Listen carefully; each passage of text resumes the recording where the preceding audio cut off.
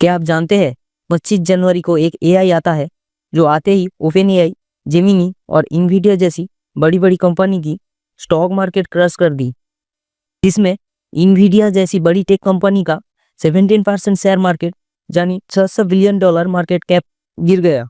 और बड़ी बात यह है कि ये एआई को बनाने में सिर्फ $6 मिलियन लगी है। वही ओपन एआई को बनाने में $100 मिलियन और जेमिनी को $200 मिलियन लगी थी। तो आइए इस एआई के बारे में हम डिटेल में समझते हैं। तो मैं आपका होस्ट और दोस्त फानविल। अगर आपको वीडियो इंटरेस्टिंग लगा तो कमेंट और सब्सक्राइब कर देना। तो चलिए शुरू करते हैं। Pressure on the U.S. tech names. It's super impressive. I think we should take the development out of China very, very seriously. DeepSeek just taught us that the answer is less than people thought. You don't need as much cash as we once thought. Can you imagine how annoying it is to see you build your house for $50 million and a guy next door builds the same house for $700,000? That's got to be frustrating. What? Be a wake-up call for our industries that we need to be laser-focused. That necessity is the mother of invention. तो आइए जानते हैं क्या है ये AI, इसे कैसे और किसने बनाया है और ये कैसे काम करता है, और ये चैट जीपीटी और जेमिनी से अच्छा है या बुरा। 25 जनवरी को चाइना ने एक एआई निकाला है जिसका नाम है डीपसीक एआई, जो किसी बड़ी टेक कंपनी ने नहीं बनाया। ये एक साइड प्रोजेक्ट के तरफ बनाया गया था जिसे हेज फंड की मैनेजर लियांग वेनफेंग ने बनाया है। हेज फंड कंपनी पहले एक ट्रेडिंग और क्रिप्टो एजेंसी था। इसे करने के लिए इसके पास बहुत सारे जीपीयू थी। इसे यूज करके हेज फंड की मैनेजर लियांग वेनफेंग ने एक साइड प्रोजेक्ट की तरफ एआई मॉडल तैयार किया था जो डीपसीक एआई है। ये डीपसीक एआई कोई नई एआई नहीं है, इसके बारे में सभी टेक कंपनी को पहले से ही पता था। लेकिन ये एआई का जो पहले मॉडल आया था वो इतनी भी एडवांस नहीं थी कि लोग इसे यूज करें। बेसिकली डीपसीक की दो टाइप की मॉडल है, एक R10 और एक R1।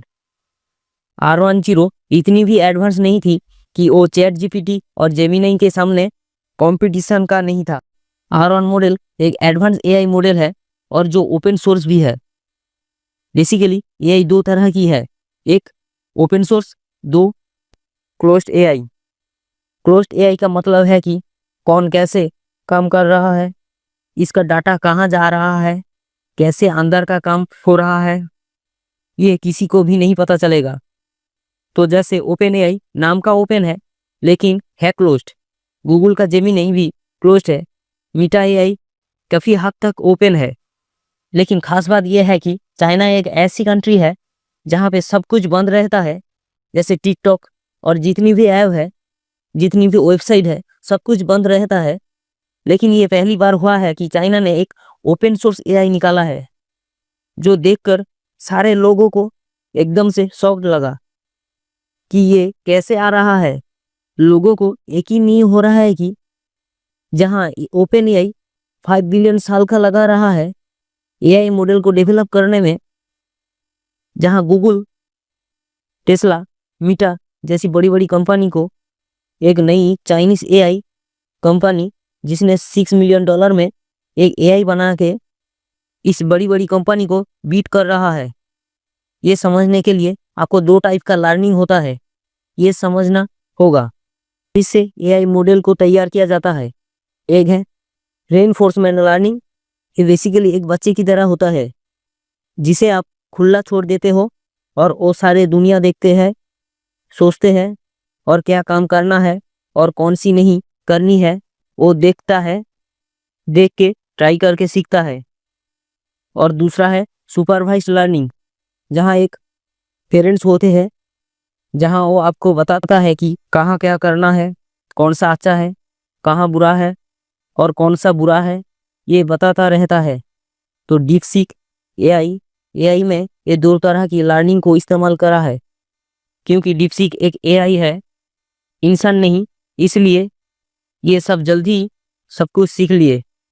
इसलिए डीपसीक ने इतनी कम पैसे में तैयार होने के बाद भी चैट जीपीटी और जेमिनी जैसे बड़ी एआई की तरह काम कर रहा है।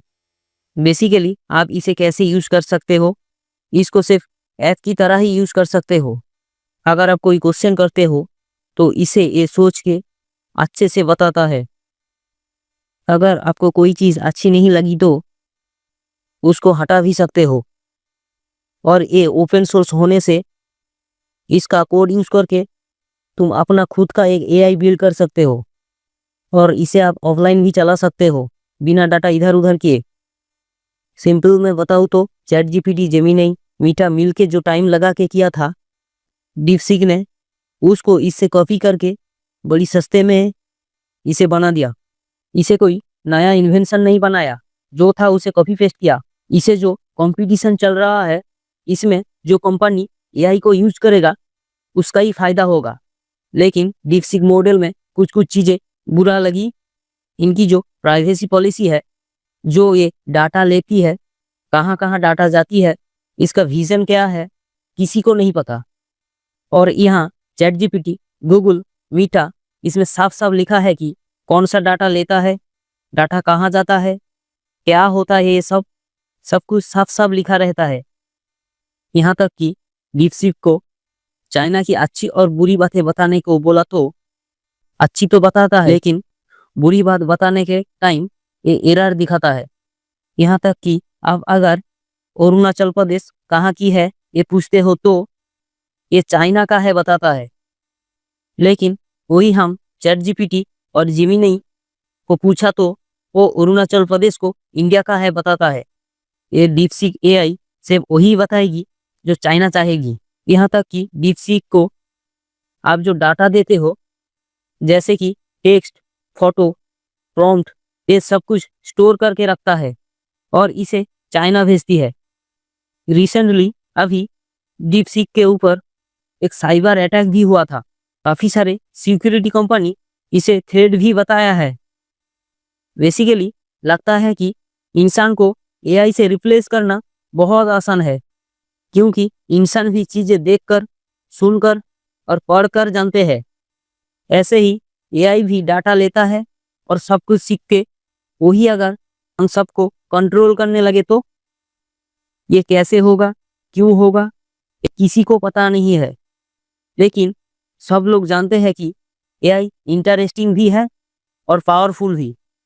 मैं आपको यही बताऊंगा कि आप लोग एआई को सीखते रहो, जानते रहो।